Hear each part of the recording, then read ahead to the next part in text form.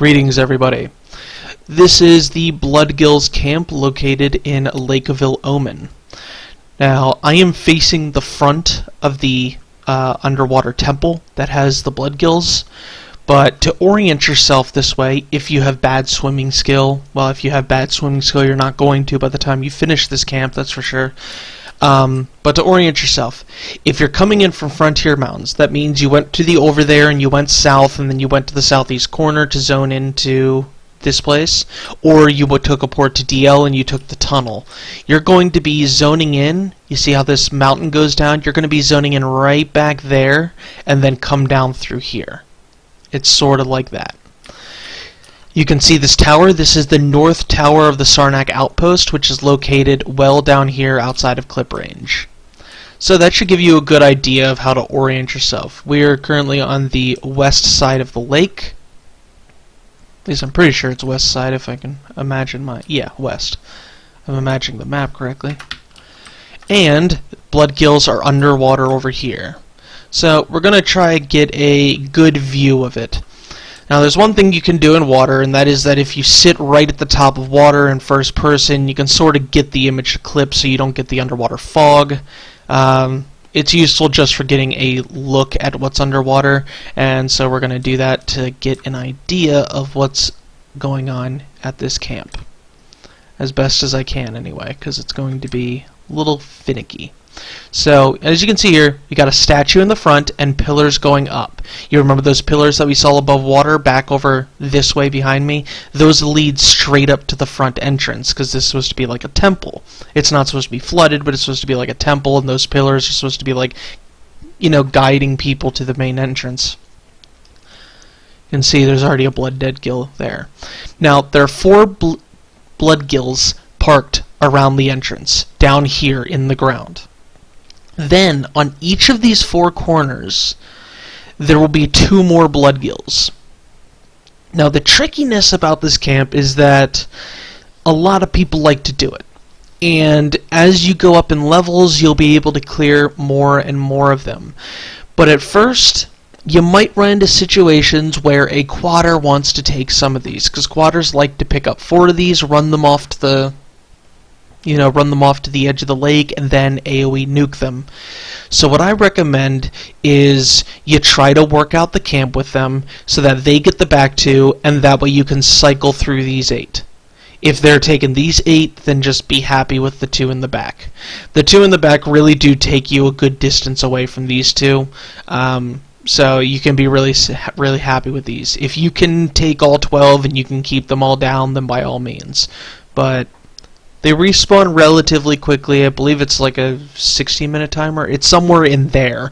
I can't say the actual number with any great degree of certainty, but it's not a dungeon respawn timer. It's not in the 20-plus minute range, and it's not a standard outdoor respawn timer of 6 minutes. It's sort of a middling number in the mid-10s.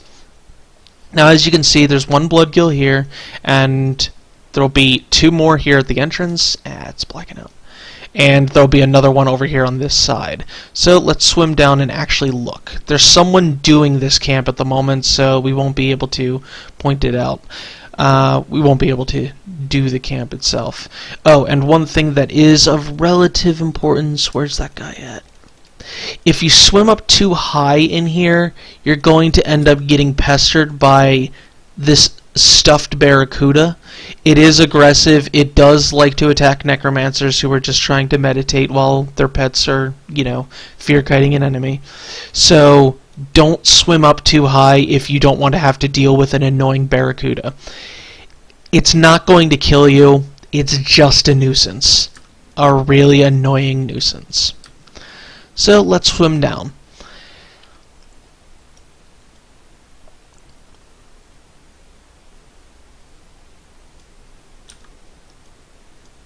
So we can see we got what looks like a paladin. At least I would guess a paladin. Ranger. Yeah, I was wrong. The mithril throws me off.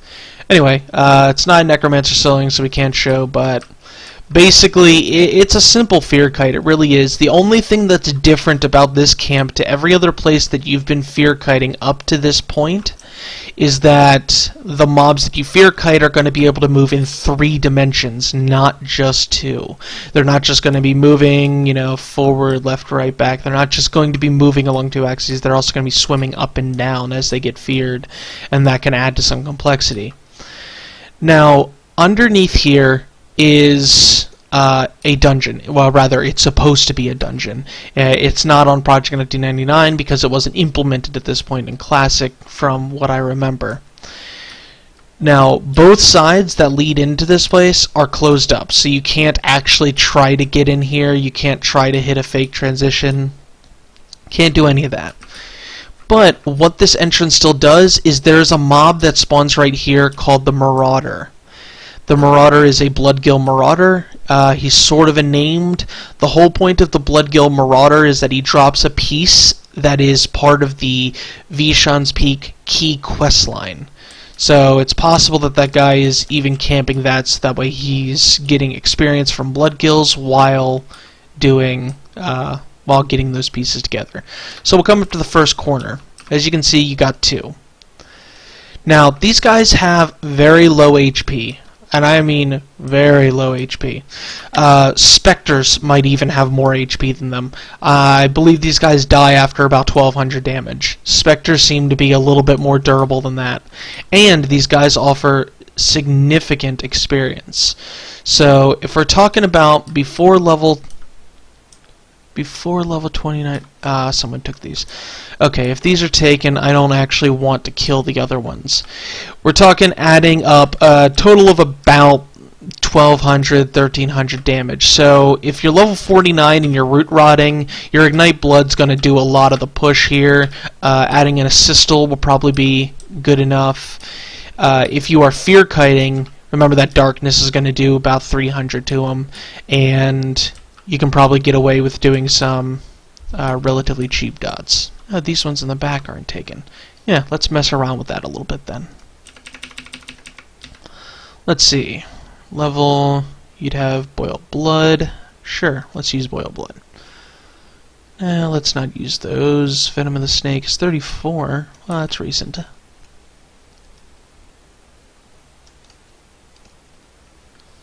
Let's just mess with these 2 for the first part, and just get an idea of how their HP is. By the time that you're 44, you should have both of these spells. Boil Blood is always a favorite of mine. It's... Damn you, other one. I forgot that I'm not high enough level that these guys aren't going to screw with me. Oh wait, is there somebody in here? Why was he swimming up? I really don't want to take this camp from somebody. I just want to mess around with these guys. Okay, no, I think that was just weird. Anyway, Boil Blood. Item that, or rather, spell that I really, really like. It's always incredibly efficient. The better you can cast it, the more often I would recommend you do so.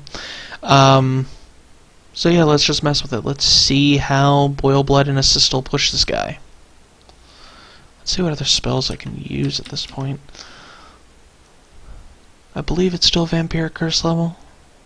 Yeah.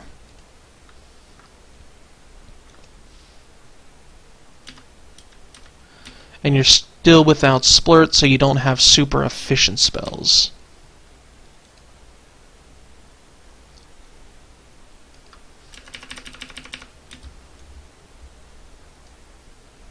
You have Scourge, that could be useful.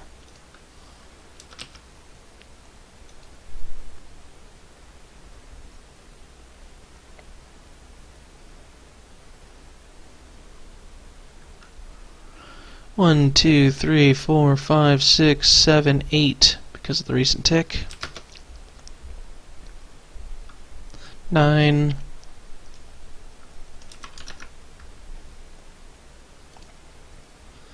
Oh crap, there's the bonus tick. That's right. All of the dots just recently got their bonus tick from the server, or I miscounted. Oh no, my expiration is in another.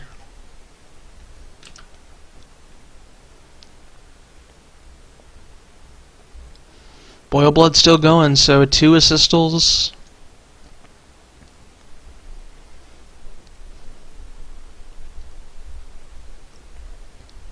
Heck, even the assistal might have been a little bit much. Let's test that out with this other one. 1 assistal, 1 boil blood. And let's see how close that gets this guy.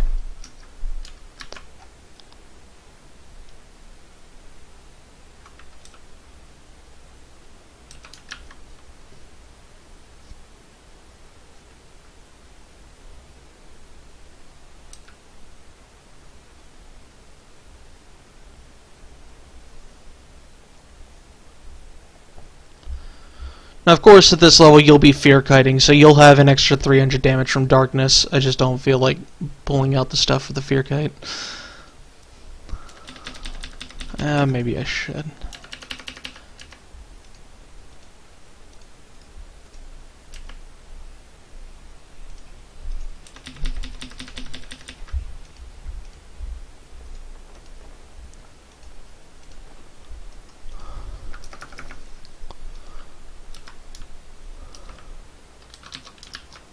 Oh, this gives me an opportunity to start it as a fear kite.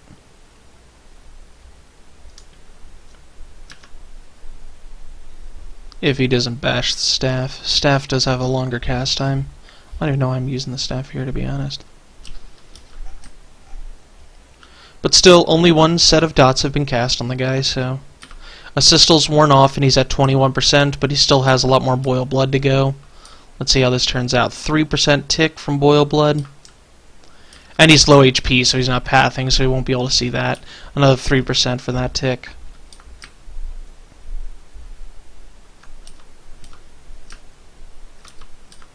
As you can see, life tapping this guy would probably be enough to kill him, to push him over the edge, no matter how low boil blood gets. But boil blood might actually just push him to death. Let's see.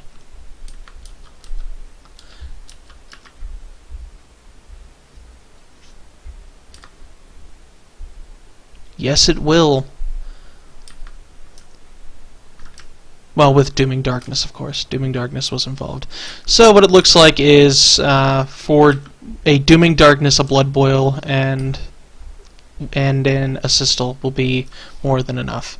Again, annoying Barracudas. Try to avoid them. Now let's do that from the very beginning with one. And then I think we will call the camp understood.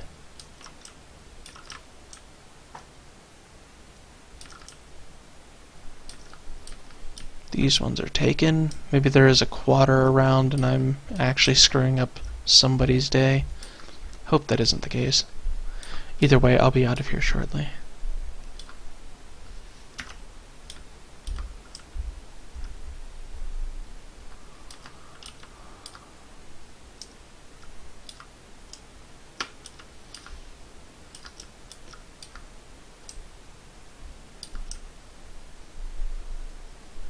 Let's see if these two are still up. No, they are not. Okay, then yes, somebody is definitely clearing these. I will leave the other ones alone.